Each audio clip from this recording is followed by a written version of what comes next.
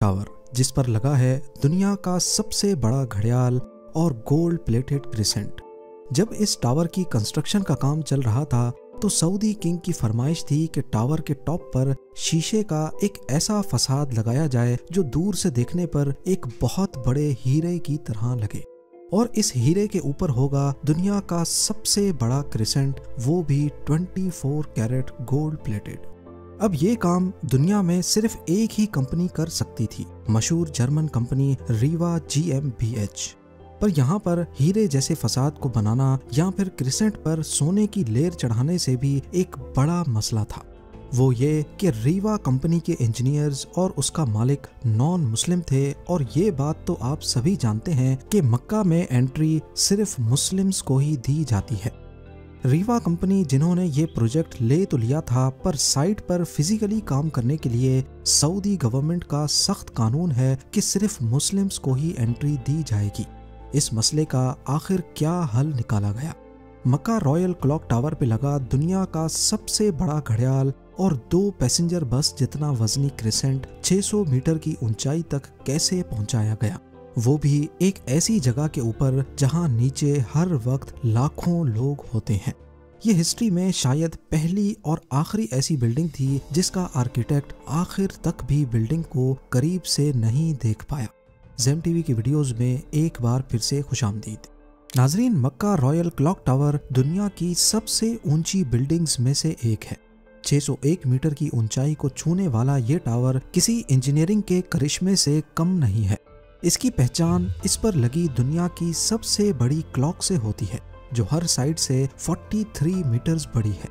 और एरिया की बात की जाए तो सिर्फ एक साइड की क्लॉक 16,000 स्क्वायर फीट पर फैली हुई है, यानी सिर्फ एक क्लॉक 500 गज के 3.5 प्लॉट्स जितनी बड़ी है। 16 अरब डॉलर्स की लागत से तैयार किया गया मक्का रॉयल क्लॉक टावर आज तक दुनिया में जितने भी स्काई स्क्रैपर्स बने हैं उनमें सबसे ज्यादा महंगा है। ये दुनिया की वाहिद ऐसी बिल्डिंग है जहां इंसानों का बसाया हुआ सबसे ऊंचा फ्लोर इस क्रिसेंट के अंदर मौजूद है। वैसे तो आज ये दुनिया की 4थी ऊंची बिल्डिंग है, पर जिस वक्त इसकी कंस्ट्रक्शन का आगाज हुआ उस वक्त ये दुनिया की सबसे ऊंची बिल्डिंग होने वाली थी। पर जब इसकी 600 मीटर की ऊंचाई का प्लान लीक हुआ तो दुबई ने बुर्ज खलीफा की हाइट को मजीद बड़ा करके रिकॉर्ड अपने नाम कर लिया। ये टावर कॉम्प्लेक्स के 7 स्काई स्क्रैपर्स होटल्स में से एक है, जिसको दुनिया की सबसे बड़ी मस्जिद अल हरम से सिर्फ 300 मीटर के फासले पर बनाया गया है। लेकिन क्या आप जानते हैं कि 2002 से पहले इसी जगह पर अजियाद का किला हुआ करता था। ये किला ऑटोमन एम्पायर के दौर में ईयर 1780 में काबा की प्रोटेक्शन के लिए बनाया गया था। मक्का सऊदी अरब का एक मुकद्दस शहर है जहां पूरी दुनिया से लाखों मुसलमान हज करने आते हैं, लेकिन हज के महीने के अलावा भी मस्जिद अल हरम में 24 घंटे भीड़ का समा होता है। रिलीजियस टूरिज्म सऊदी अरब की कमाई का दूसरा बड़ा जरिया है, जो हर गुजरते साल सरकारी खजाने में 12 अरब डॉलर्स का इजाफा करता है। यही वजह है कि मक्का शहर में सबसे ज्यादा होटल रूम्स पाए जाते हैं, 2,50,000 के करीब। 1,54,000 रूम्स के साथ दुबई का दूसरा नंबर, जबकि लॉस वेगस का 1,51,000 रूम्स के साथ तीसरा नंबर है। बढ़ती हुई डिमांड को देखते हुए और ज़ायरीन की मुश्किलात को कम करने के लिए किंग अब्दुल अजीज ने अजियाद के किले को ख़त्म करके यहाँ एक कॉम्प्लेक्स बनाने का इरादा किया। 2002 में किले को गिराया गया और जिस पहाड़ पर यह किला खड़ा था उसको भी लेवल किया गया। इस कॉम्प्लेक्स में टोटल 7 स्काई स्क्रैपर्स हैं, जिनका मकसद पहले सिर्फ होटल रूम्स की डिमांड को पूरा करना था, पर बाद में ये सोचा गया कि इनमें से एक टावर सिर्फ होटल ही नहीं बल्कि इससे भी बढ़कर होना चाहिए। लिहाजा एक आइडिया फ्लोट हुआ कि क्यों ना एक टावर को इतना ऊंचा किया जाए कि ये मस्जिद के मीनार के तौर पे भी काम करे। पर मसला ये था कि पहले जब इस टावर की ऊंचाई सिर्फ 450 मीटर प्लान की गई थी, उस वक्त इंजीनियर्स ने इसकी फाउंडेशन भी उसी हिसाब से बनाई थी, और जब 450 मीटर का स्ट्रक्चर खड़ा हो गया, बाद में इसे 600 मीटर तक लेके जाने का फैसला हुआ था। अगर इसी फाउंडेशन पर मजीद लोड डाला गया तो ये खतरे को दावत देने जैसा होगा। अभी इस मसले को सुलझाने पर गौर हो ही रहा था कि सऊदी किंग अब्दुल अजीज की तरफ से एक और फरमाइश आ गई। वो इसे सिर्फ मीनार नहीं बल्कि इस पर दुनिया का सबसे बड़ा घड़ियाल भी लगाना चाहते थे, जिसके ऊपर होगा एक बहुत बड़ा हीरा और सबसे टॉप पर एक गोल्ड प्लेटेड क्रेसेंट। इन डिमांड्स को पूरा करने के लिए इंजीनियर्स को टावर की फाउंडेशन पर दोबारा नजर दौड़ानी पड़ी। नतीजा ये निकला कि ऊपर के 150 मीटर के हिस्से का वजन 36,000 टन से ज्यादा नहीं होना चाहिए। इन कैलकुलेशंस को मद्देनजर रखते हुए इंजीनियर्स और डिजाइनर्स को 150 मीटर ऊंचा light weight steel structure design करना था, जो मजबूती में कंक्रीट से कम ना हो, जिसको बाद में कंक्रीट टावर के ऊपर रखा जाएगा। ये स्ट्रक्चर ऐसे डिजाइन किया गया कि ये अपना सारा लोड कंक्रीट टावर के ऊपर बराबर डिस्ट्रीब्यूट करेगा और फिर इस स्ट्रक्चर के इर्द गिर्द दुनिया का सबसे बड़ा घड़ियाल और क्रिसेंट लगाया जाएगा।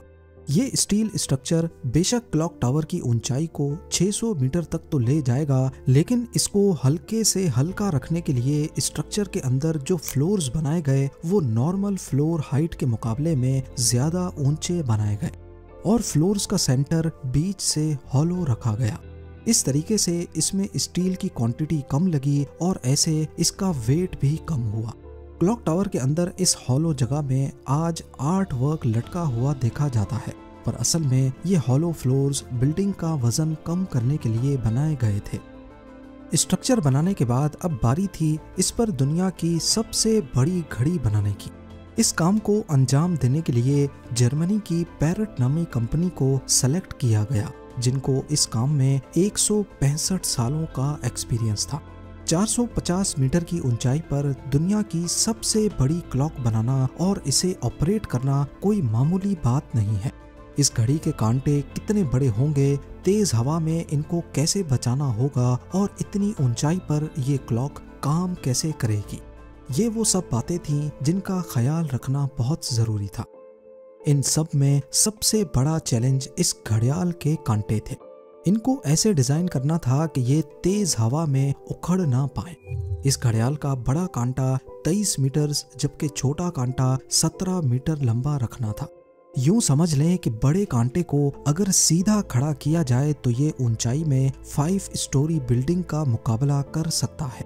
600 मीटर की ऊंचाई पर हवाएं 200 किलोमीटर पर आवर से भी ज्यादा तेज चल सकती हैं, जो इस कांटे को बड़ी आसानी से उखाड़ सकती हैं।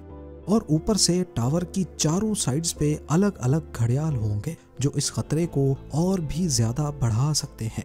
पहले तो ये सोचा गया कि इन जायंट कांटों की टिप को एक पटरी नुमा रिंग से कनेक्ट किया जाएगा, लेकिन क्योंकि इस रेलिंग में मूविंग पार्ट्स बहुत ज्यादा होंगे तो ये खतरा भी जाहिर किया गया कि ये क्लॉक की मेंटेनेंस को बढ़ा देंगे।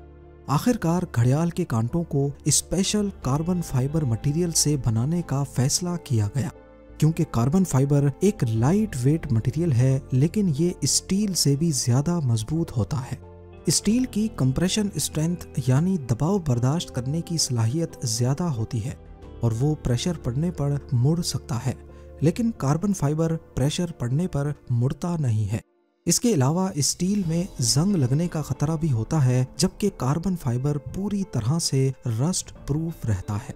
मक्का क्लॉक टावर के लिए 4 नहीं बल्कि 5 कांटों के सेट बनवाए गए, एक स्पेयर में भी बनवा कर रखा गया। एक ट्रेलर में सिर्फ एक कांटा लाद कर इसे मक्का क्लॉक टावर तक पहुंचाया गया। ये कांटे इतने बड़े हैं कि इसके अंदर आसानी से चला भी जा सकता है। क्लॉक टावर के चारों घड़ियाल को चलाने के लिए अलग अलग मोटर है जिसे क्लॉक ड्राइव कहा जाता है, लेकिन यहाँ पर भी एक एक्स्ट्रा क्लॉक ड्राइव पहले से क्लॉक टावर में इंस्टॉल की गई है ताकि कभी खराबी की सूरत में फौरन रिप्लेस किया जा सके। इस घड़ियाल में एक मेंटेनेंस स्विच भी लगाया गया है जिसे दबाते ही कांटे बिल्कुल सीधे हो जाते हैं और मेंटेनेंस वर्कर्स इसके अंदर जा सकते हैं। इस घड़ियाल की रंगत को सेलेक्ट करने के लिए भी काफी सारी रिसर्च की गई। पहले फैसला किया गया कि इसे काला और सफेद रंग दिया जाएगा, लेकिन कई एक्सपेरिमेंट्स करने से ये बात सामने आई कि दिन के वक्त तो टाइम सही नजर आ रहा है, पर रात के वक्त वाइट LED लाइट्स आंखों में शार्प इमेज नहीं बना रही। मुख्तलिफ रंगों को चेंज करने के बाद आखिरकार ग्रीन कलर की एलईडी लाइट्स सेलेक्ट की गई। अब रात के वक्त भी 8 किलोमीटर दूर से देखने पर भी टाइम सही से नजर आने लगा। इस क्लॉक टावर पर हैरत अंगेज तौर पे टोटल 20 लाख एलईडी लाइट्स लगी हैं। हर एक एलईडी एक दूसरे से 4 इंच के फासले पर लगी है, जो देखने वाले को एक ही बहुत बड़ी लाइट के तौर पे नजर आती है। इन 20 लाख एलईडीज